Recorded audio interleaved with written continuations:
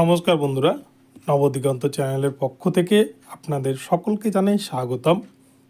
তো বন্ধুরা, নতুন বছরের এই শৈত্যপ্রবাহ দিনে আপনাদের সকলকে গুড মর্নিং জানিয়ে আমি আজকে আবারও আমার নতুন ভিডিও নিয়ে উপস্থিত হয়েছি আপনাদের জন্য আমার নবদিগন্ত চ্যানেলে। তো আজকে আমি আপনাদের জন্য যে ভিডিওটি নিয়ে এসেছি, আজকের ভিডিওটিও ভীষণ গুরুত্বপূর্ণ হতে চলেছে। তো আজকে আমি আপনাদের জন্য যে আপডেটটি শেয়ার করতে চলেছি, আগামী 4ঠা জানুয়ারি অর্থাৎ আগামী কালকেই কলকাতা হাইকোর্টে ইতিহাস তৈরি করতে চলেছে সিবিআই আধিকারিকরা। ফলে 58,000 শিক্ষকের কিন্তু মাথায় হাত পড়তে চলেছে আগামী কালকে। তো চলুন আজকে এই বিষয় নিয়ে সম্পূর্ণ ভিডিওটি আলোচনা করে নিই।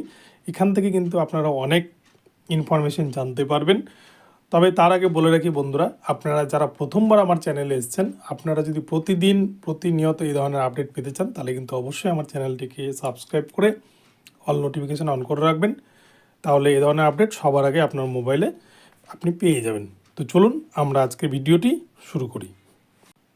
বন্ধুরা, গতকালকে বিকেলবেলা আমি আপনাদের জন্য ভিডিও দিয়ে আপডেট শেয়ার করেছি যে সিবিআই এবং ইডি আধিকারিকেরা মুখবন্ধ খামে আলাদাভাবে তারা কিন্তু তাদের তদন্তের যে রিপোর্ট উঠে এসেছে তা কলকাতা হাইকোর্টে তারা জমা করেছেন এবং কাউন্টডাউন কিন্তু শুরু হয়ে গিয়েছে।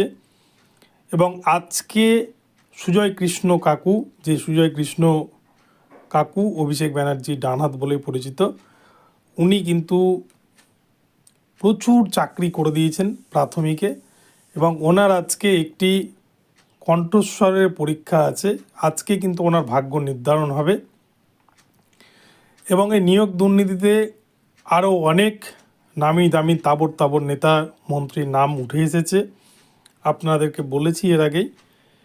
তো আগামী কালকে 4 তারিখ, 2 তারিখে সিবিআই রিপোর্ট জমা করেছে। সিবিআই রিপোর্টের সাথে কিন্তু 264 পাতার এস বাসু রায় অ্যান্ড কোম্পানির হলফনামা জমা করেছে সিবিআই। এস বাসু রায় কোম্পানির যে হলফনামা, সেই হলফনামায় কিন্তু স্পষ্ট উল্লেখ আছে যে প্রাথমিক শিক্ষা পর্ষদ কীভাবে দুর্নীতি করেছে।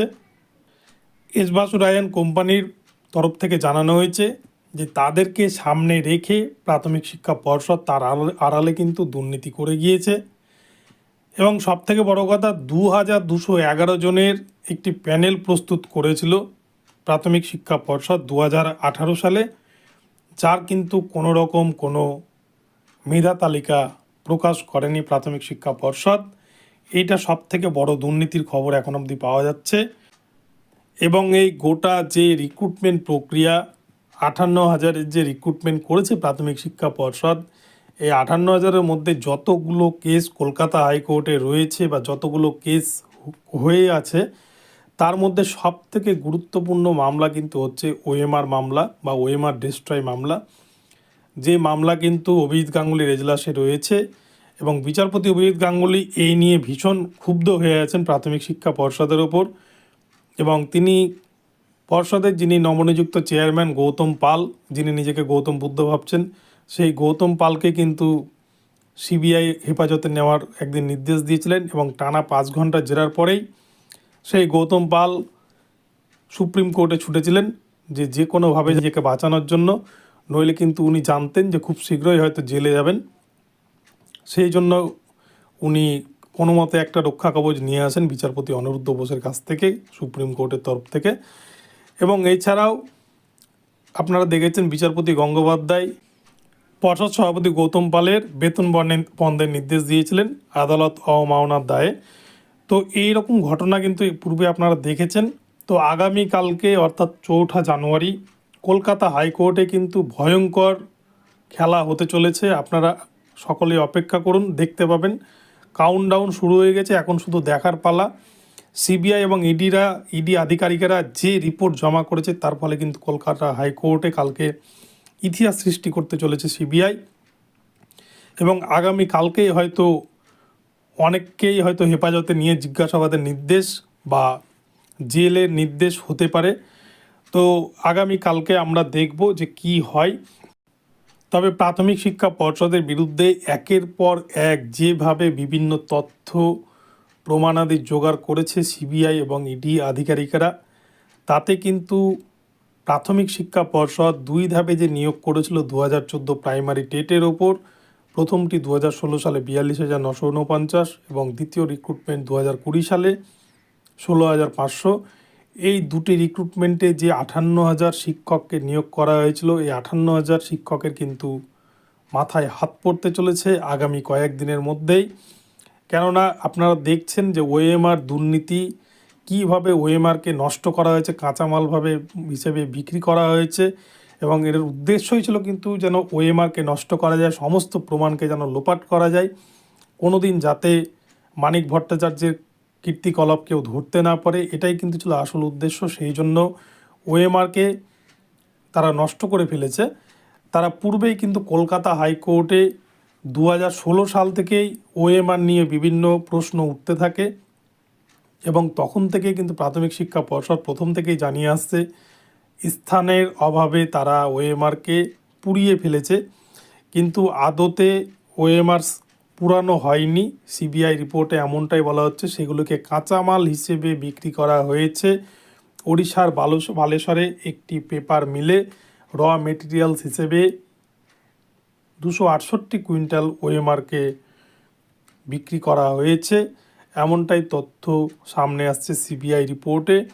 এবং ইডি আধিকারিকেরা অভিষেক ব্যানার্জির লিপস অ্যান্ড বাউন্স যে কোম্পানি, সেই কোম্পানির বিরুদ্ধে দীর্ঘদিন ধরে তদন্ত চালাচ্ছিলেন যে এই কোম্পানি কোনোভাবেই 2014 প্রাইমারি টেটের নিয়োগ দুর্নীতির সাথে জড়িত কিনা, এই বিষয়টিকে সামনে আনার জন্য ইডি আধিকারিকেরা দীর্ঘদিন ধরে তদন্ত চালানোর পর তারা গতকালকে কলকাতা হাইকোর্টে যে হলফনামা জমা করেছে, তাতে কিন্তু তারা জানিয়েছে লিপস অ্যান্ড বাউন্স কোম্পানির সম্পত্তির যে পরিমাণ তা কিন্তু 2015 সাল থেকে বিপুল পরিমাণে বৃদ্ধি পেয়েছে, এবং 7.5 কোটি টাকার সম্পত্তি বাজেয়াপ্ত করেছে ইডি আধিকারিকেরা। এমনটাই কিন্তু গতকালকে কলকাতা হাইকোর্টে ইডির তরফ থেকে জানানো হয়েছে। ফলে এখন কিন্তু ভয়ঙ্কর খেলা শুরু হয়েছে কলকাতা হাইকোর্টে। আপনাদের আমি বলছিলাম যে 2 তারিখ কোর্ট খোলার পর থেকেই কিন্তু আপনারা দেখতে পাবেন অনেক কিছুই হতে চলেছে। এবং আপনাদের আমি এটাও বলে রাখছি, 2014 সালের সমস্ত নিয়োগ দুর্নীতি প্রকাশ্যে কিন্তু আসতে চলেছে, এবং আগামী কালকেই হয়তো 58,000 শিক্ষকের হয় রিপ্যানেল অথবা 58,000 শিক্ষকের মাথায় হাত পড়তে চলেছে। ইন সার্ভিস টিচারদের জন্য কিন্তু ভীষণ খারাপ খবর।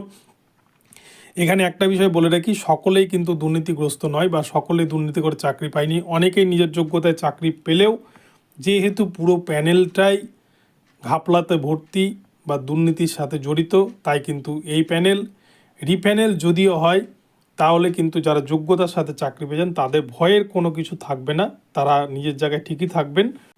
তো বন্ধুরা, এখন এই পর্যন্ত রইল আপনাদের জন্য আপডেট। আপনারা অপেক্ষা করুন, আবার পরবর্তীতে আপডেট নিয়ে আসছি আমি। তো আপনাদের ভিডিওটি ভালো লাগলে অবশ্যই চ্যানেলটিকে সাবস্ক্রাইব করে অল নোটিফিকেশন অন করে রাখবেন, এবং এই ধরনের ভিডিও প্রতি মুহূর্তে পাওয়ার জন্য আপনারা অবশ্যই আমার চ্যানেলে নজর রাখবেন। ধন্যবাদ, পরবর্তী ভিডিওতে দেখা হচ্ছে।